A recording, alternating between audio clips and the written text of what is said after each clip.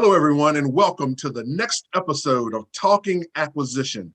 This is the weekly, high-energy, informative, and slightly opinionated view on all things acquisition, procurement, and government contracting related. This is the place where the contracting community, the acquisition community, and our industry partners get together to talk, listen, and learn from each other. My name is William Randolph, and I am your host. And I'd like to introduce you to my co-host, my colleague, my partner, and my friend, Soraya Correa. Hello, Soraya. Good day, Will. It's good to be with you. Another exciting episode. Let's do this. Yes, absolutely. How are you today? I'm doing fine. Great. Little sinus infection, but all good. All good. All good. All good. Show must go on, right? That's right. That's right. It's too important. So, Soraya, we had kind of bounced around some ideas about kind of what's next, and one that I think hit both of us around the same time is talking about the next generation of contract specialists, and more importantly, what it takes, what think those building blocks, the experience of being a new contract specialist, and then kind of what the craft is demanding. What are your thoughts about that? What are your thoughts about that idea? I think that's a great topic. You know that I'm always passionate about acquisition workforce, and acquisition workforce matters, whether it's the environment that they're working in, the tools that we're giving them, the resources that they have available to them, or how we even train them and how we engage them. So this is a great topic. I just want to warn you, I don't have opinions, and I'm always afraid to keep them to myself. And I also want to say that you're definitely going to have to watch the clock on this one, because I don't think we can tackle this in just one session. And I'm just excited by this topic. This is awesome. This is near and dear to my heart. Good. So you want to get our disclaimer in, or are we free to go? No. I got to get the disclaimer in, because we got to make sure any new listeners know what we're about. Okay. So our podcast shares information and views on a variety of topics that impact the federal acquisition community. Our goal is to provide thought leadership and perspective, not to criticize, judge, or render political opinions. But as you just heard, we probably will have a few of those. We provide this free service because we are former federal acquisition professionals and leaders. We believe that the creativity, innovation, and effectiveness of our community is unleashed when we share knowledge, information, and learning. We hope you enjoy our podcast, and we welcome the views and comments of our colleagues across the private and public sectors. Over to you, Will. Awesome. Well, Soraya, I first would just like to start off with kind of my background. I was a formal intern, if you will, the 3-year program, Con 100 classes, Con 200 classes, Con 300 classes. I know lately there have been some permutations of that, but that was a good experience for me, leaning into the activity and actually doing the work. Like many stories I have heard, I don't think I found contracting and acquisition. It found me. And from many perspectives, I think it was the thing that what I was put on this planet to do. I wonder, from your experience, what was your first foray into contracting, and then what did that experience look like for you? Sure. So first of all, I'm not a child of intern program. I am the child of kind of building your own career, kind of figuring out career ladder and climbing it up yourself and moving around and getting new experiences. Certainly, I got introduced to the profession by my father. He was in contracting, as I've mentioned before. And I came into the government looking for a job. I wasn't really thinking about a career in government, but I came in as a clerk typist, and I happened to work in a construction contracts division. And so I got to taste it. I mean, I got a real taste of it. And then I started going to school at night, and that's kind of what developed my interest, certainly hearing about it from my father, but also taking classes and learning about it. And so I kind of stumbled, I hate to say it that way, but I kind of stumbled through the training because you had to get certified. And in fact, I always like to tell the story that when I became the HCA at ICE, but for not having taken simplified acquisition, they were holding up my warrant. I'm like, really? So I made a pot of coffee at 4 o'clock in the morning, took the online course, that kind of thing, because it was just embarrassing, right? But that's what happens when you don't come in through, a good structured program, or when you don't have leaders that are paying attention to what's in your IDP, if you have an IDP, or who are like guiding your career path today.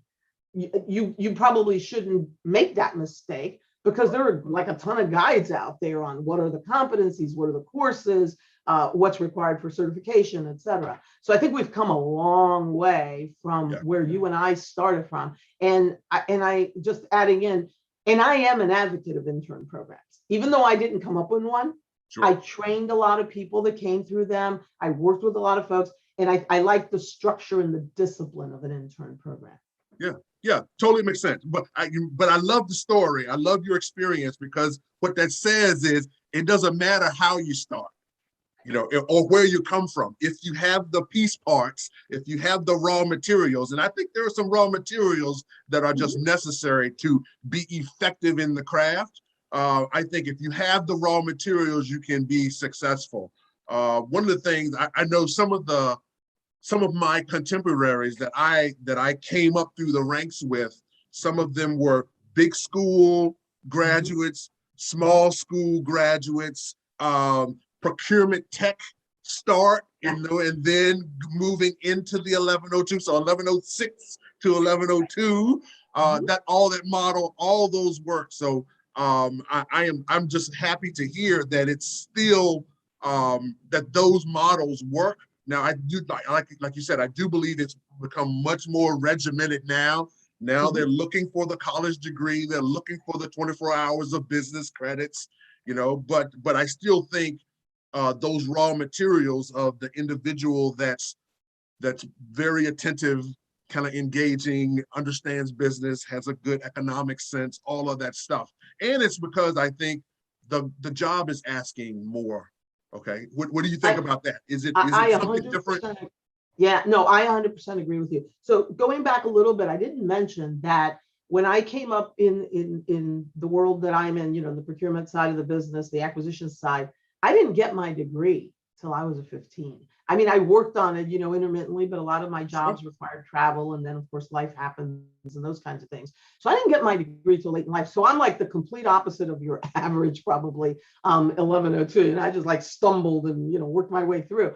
But also, I think a lot about people that don't have degrees, people who serve in our military, who've gone off to serve, or the spouses of military who are traveling around the world with their spouse, and they don't have an opportunity to get a degree, or they don't have the steady enough, or the income, or whatever the reasons are. And so I think it is important. I believe in the 24 hours of business credit. I believe in having the degree, in a related field. But I think we have to create opportunities for people to develop into that, right? Absolutely. And so, setting up programs that enable that, like we at DHS worked with the VA to create our Veterans to DHS program, to get people their 24 hours and help them get into the environment. I think that's extremely important, because here's the deal. Degrees do not teach you how to do things. Degrees teach you how to think. If you go to a good college, what they teach you is how to think. Hopefully, how to question things, right? How to interpret things, right? And so I think it's important that for the workforce that's coming in, especially given the challenges that we confront in our community, let alone across federal government and industry, I think it's important that we have these people with good thoughts, thinking. Supply chain is a classic example. A lot of people didn't think about the fact that your chief procurement officer is extremely important to your supply chain, right? They're doing the buying. They're going to tell you who the vendors are. They're going to tell you what the products are, right? That's your line of defense, right? Yeah. But people don't always think about it that way. And we need to be thinking about that more and more, because that impacts the training. That impacts how we develop our workforce. So it is changing. The demands are growing, and the perspective of that contract specialist, what they need to know, what they need to understand, who they need to engage with. I think that's changing dramatically, and it will continue to evolve. Yeah, agreed. One of the things I'd like to add to that is I am constantly frustrated, and it's specifically every presidential election cycle where federal service becomes a political football. And when you talk about the ability to recruit those individuals and entice individuals to come join federal service, which I think is just a noble profession, it irks me every 4 years when we go through this this cycle of somehow the bureaucracy as a pejorative. It's Right. like that's the problem. If it wasn't for that, that's the problem. And I've always wrestled with, how do we then attempt after that to entice the younger and brighter and more mature and folks willing that are looking in the marketplace saying, where can I build a career? Where can I land well and then build a career? I've always just wondered, it's like, why do we do that? Why do we allow that to happen? Because it just frustrates me to no end, because it is that talent that we're in the marketplace competing for that talent. Yeah, so somewhere along the line, I guess, in politics, they decided that, like journalism, if it bleeds, it leads. So we'll tell the negative side of the story and forget all about the positive. One of the things that I encouraged, as I rose through the ranks and fell into leadership roles, and I started this like way back when, I said, we got to get out there and talk. People need to meet real people. Those figureheads that you sometimes see on television trying to talk about, notice I said trying to talk about, I heard trying to talk about how the system really works, what we do, what we think about, and even how we handle things. They're not representative of who we are. The career civil servants, and I said this at my retirement ceremony, and I said every chance I get, I've worked alongside some of the most dedicated, hardworking individuals, talented, who really care. They're really passionate about the work on both industry, government, and on both sides of the house, by the way. And so when I see that, what my comment is, we the leaders, we the people that are doing the work, need to be out there talking more about what we do. That's why when we decided to do this, I said, this is a great idea. Let people hear from real people who actually did the work, not people who are selling a policy. I'm not selling a policy. I'm selling a profession. Right. Yeah, agreed. And right. And when I talk to people, I talk about, how wonderful this profession is. You can learn so much. It prepares you for a lot of other professions, believe it or not. You can expand into other areas. But here's the thing. When you work in federal government procurement, you will be making decisions that are impactful to the taxpayer, to the person who supports the taxpayer, who responds to them, but to the taxpayer. You don't always get to do that in industry, and I'm sure you've seen that as I just entered the consultancy world, and we get to tell people, we think blah blah blah. But they get to make yeah, I agreed, and you do it young. Youth, in early, let me say it that way. Early. That's probably the better way. Early in your career. That's okay. You were calling me old. I got it. No, not at all. But you have that opportunity to influence, to have significant influence and make decisions or support decision making very early in your career. And that's one of the things that I loved about it. It's like, in the mix, you're literally in the stew when decisions are being made. I can recall, because my first contracting assignment, or where I first started my career, I was in a systems command where, in DOD, we bought big stuff. And I can just imagine sometimes just being in the room, observing. That was an amazing opportunity. Because it allowed you to get close to the decision makers and the products, the goods and services, sometimes big goods and services that were being bought. And I think if I could consider this one of my building blocks of what's necessary, is to be effective young, or to be junior, is to know your missions, okay? That to get past being a writer of contracts, a creator of artifacts and paper, is like, that's not the job. That's not, it just so happens that we have to codify all the stuff that happens in our universe on paper. But the job is really being able to be an advocate for end users, advocate for programs, being a kind of mission centric. And the best way to do that, in my opinion, is just to get in there, put your boots on, go see the stuff, touch it, watch it shoot, watch it roll. And you just like, oh, so this is what we're doing. So that was my experience. And I think it was critical. And I tried to replicate that throughout my career. Get out and touch stuff, be a part of the mission. Partner with the program office. You're there to support them, to enable them, to deliver on that mission together. You write the contracts. I did mostly services contracts. I bought a couple of big things here and there, but I mostly was in the services arena. And we were there to get those services, delivered in the right way, with the right people, with the right talent, and at the right time to the right locations to support the mission. It is all about the mission. And in fact, I joked around with our interns because I used to go out and talk to each of our intern classes. Like I said, I'm passionate about workforce and I just love engaging with them. In fact, some of my leaders probably said, "You don't ever come to talk to me, but you talk to the workforce." Yeah, they're important. Anyway, but I always emphasize that side of the job. I said, we're not here to write contracts. That's not what we're about.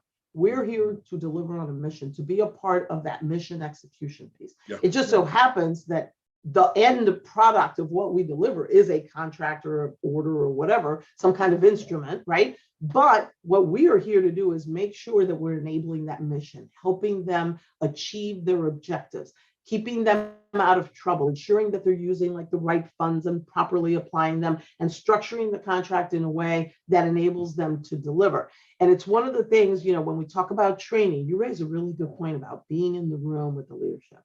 So when I started out, training was a little bit more classroom based. Well, it was pretty much classroom based because I'm older than dirt. So back then, training was classroom based. There wasn't things like online. And if you got cheat sheets, it's because you kind of created them yourself. Right. Where you kept your training materials. Remember that? You little stickies all around your monitor and stuff. So anyway, training has evolved. And I'm glad to see that. I think training has evolved, and I think it continues to evolve. I'm excited by the talks, what DoD and DAU and FAI are talking about with respect to certification, where you'll get a certification and then you build credentials. Right. Because I think that's much more important than running around going to a 2-week or a 1-week class or a 1-day class, running around chasing a class that may or may not be available, or that you may or may not be able to afford from a budgetary standpoint. And may not need right? I like the idea, and it was something that I pushed very hard at DHS, and I pushed even at other components that I worked at, is we got to get the training to the employee. And we got to get that training to them when they need it. Yeah. Not, 3 years before they ever do anything and they will have forgotten. Because by the way, if you teach me something, this is true, human nature, you teach me something, 3 weeks ago and I never use it, then I'm not going to remember it, right? I may, back in my mind, I might go, oh yeah, I did a training on that one time. Right. I like the just-in-time mentality, or at least having that ability. Let me teach you the core concepts. Let me teach you the basics you need to know. But let's make sure that there's training there for when you got to do your acquisition plans, or you got to do, your diversity and inclusion, your labor laws, Sure. Negotiating collective bargaining agreements, those kinds of things. You're not going to remember every labor law. If you never worked on services contracts, or if you only do an occasional service, you don't remember all those service contract act and all that stuff. But how about a nice training session, a half-hour quick hit that tells you what you need to know and then points you to the other things you need to know? That to me is the way training has been evolving. I'm happy to see that. Yeah. I think the pandemic drove more of that. I did my first CPO training symposium. I did it all online because pandemic hit. My staff said, well, why don't we postpone? I said, oh no, we're just going to flip this baby and see what happens. Worked out really well and people really appreciate it. So I do think that the training has to continue to evolve, because here's the thing. If you want great workers, you want to bring in great workers, then you've got to find that worker. You got to meet the worker where they are. Everybody's not going to always come to you because you're in competition with everybody else, including industry. Yeah, agreed. Yeah, I have always believed that the most stellar contracts individuals are not recruited; they're made. They're made. Exactly. They're made. You get you get as many of the raw materials as you can, and then you make them. Build them. You build them. You develop them. You enable them. You teach them. You grow them, and you support them. And I'm always going to go back to that. Part of this leadership job is supporting them, right? And that sometimes even includes making decisions. And you and I chatted about this a little bit.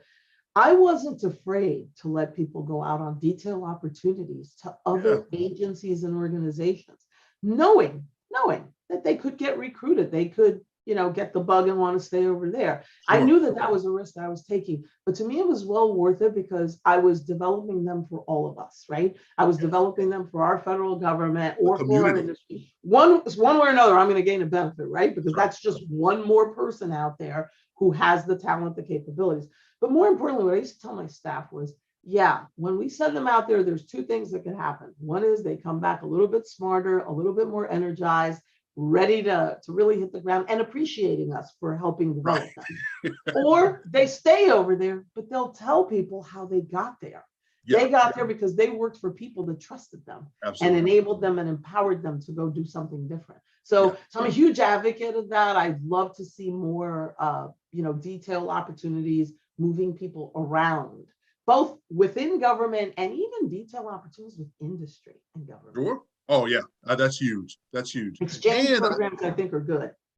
Absolutely. And I believe our community, while it is quite robust in the DC metro area, the DMV, it's small. The community, you see people again.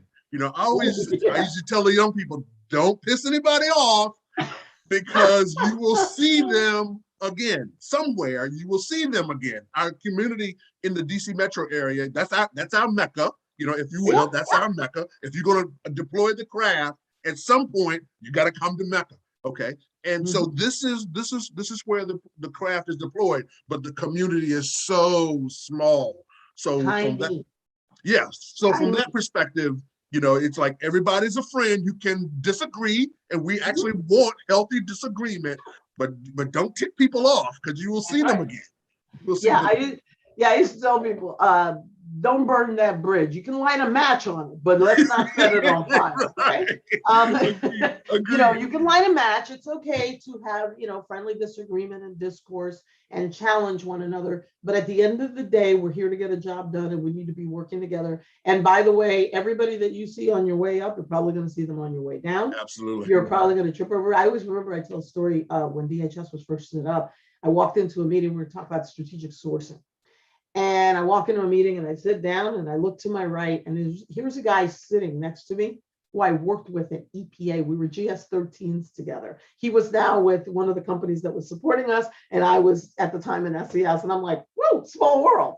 And that's the truth of it. And I can't tell you how many times, colleagues of mine became senior procurement executives, HCAs. These were people that I trained with, people that we grew up together. We were GS-12s, 7s. It is a small world. It is a small community, and you're going to see each other on both sides of the house. Absolutely. It's a riot. I got one story. I got one story for you. I don't know if you know, but Tom Essig, who was the CPO at the time, in DHS, where I was selected into the senior executive service. I was an intern on his team back in 1995 when he had just gotten selected to be a 15. Yep. Small world. Very small world. Small world. And by the way, I joked around when we were, when people were organizing my retirement time, there were people working in divisions of mine there at DHS that had worked for me up to 28 years before. They had worked with me or for me, or I was their customer. They were my contracting officer when I was the program side. So that's why I tell people, treat people with decency and respect. And remember, at the end of the day, you have an argument, move on. Move on. Don't hold grudges. Yeah. First of all, it makes you old and nobody wants to know that. But also, this is business. And we don't always have to agree, right? But what we have to find is to agree, how we agree to disagree and move on to get the job done, because ultimately this is what it's about. And that's one of the reasons that I, when people ask me, what are some of the traits I look for, in people, especially people coming into the profession? I want you to have really good critical thinking skills, right? Oh. I want you to be thoughtful, right? I want you to have good communication skill. I want you to feel comfortable. That doesn't mean you get up in front of a room of 1,000 people. You got to learn how to do that. But you get comfortable, at least in that one-on-one conversation, explaining your position, advocating for your views, delivering bad news as well as good news. Because a lot of people are really good at good news, they stink at bad news. You got to know how to do both. The courage to take a position and stand with that position and support it, but also recognizing the importance of loyalty and transparency. And what I mean by that is recognizing we all work for somebody. And so, somebody's got to make the decision, and then you got to decide. And as long as it's not illegal, immoral, or unethical, you charge for it and you own that decision if you're a part of the team. And then last but not least, and I'm going to put two words together, empathy and compassion. This job does require a lot of empathy and compassion. When you work especially in the federal space, you have to have an understanding of what are the challenges that we're addressing with these missions and why we do what we do and why it's important to do what we do, right? And by that, I mean, is you're not going to advocate for a particular policy position, but you have to understand the importance, the significance of what you're working on and understand what truly is urgent and what isn't. Sometimes I've heard contract specialists say, oh, they always say it's important. They always say that's urgent. They always, well, because it is, right? So you have to kind of understand the current events, the challenges that the programs confront to be able to adequately support them. Yeah, those are awesome. I have three. I was jotting down too, is kind of what I think are could be solid building blocks. The first is a bias to action. This is like starting. You'd be surprised. The big difference. There's a big difference between the two communities in our community. Those that take action and those that wait to be told what to do. That bias to action, I think, is a primary attribute, separates one tier from the next. The second is don't fear the math. Sometimes, our business is it has a math component to it, or at least that the math can unlock additional value. So don't fear the math. The math can help you work through positions, ideas, concepts, the economics of it all. So don't fear the math. And then the third is really kind of a ownership of requirements. I'm a big believer of, I know the requirements belong to the program office, but I feel like the program offices belong to us. From an advocacy perspective, I think leaning into and owning what the mission is, making sure you're good at it. I remember when I was at ICE, we had a time when we were wrestling with our identity. Okay. And we were in a law enforcement organization, but the contracts team was, in my opinion, we were wrestling with our identity. And one of the things I shared with them, I said, look, we carry a badge and gun too. Just like the Leos. Ours just look a little different. That's all. They look like contracts, agreements, artifacts, pins. Yes. It just looks a little different. But in a law enforcement organization where carrying a gun is prestige and matters, we carry a gun and we have a badge too. Ours just looks a little different. And that's just having ownership of the stewardship. That's probably even a better word. Stewardship of the organization and stewardship of the mission. I think those are some building blocks that could be helpful for the next generation. No, I agree. You're part of the team. It's a team. Look, I used to say this all the time. This is a team sport. If you're sitting in a corner trying to do this all by yourself, you're probably not going to be as good as when you're sitting with your program office, having that conversation, talking to your financial folks, talking to your IT folks. Today, almost everything we buy has an element of information technology in it. You can sit here and pretend that it doesn't. Good luck with that. Whether the company's using IT to store your data or to transact your data, or whether you're buying a system or an element of a system or a component, there is IT involved. Oh, and by the way, if none of that applies, how do we communicate?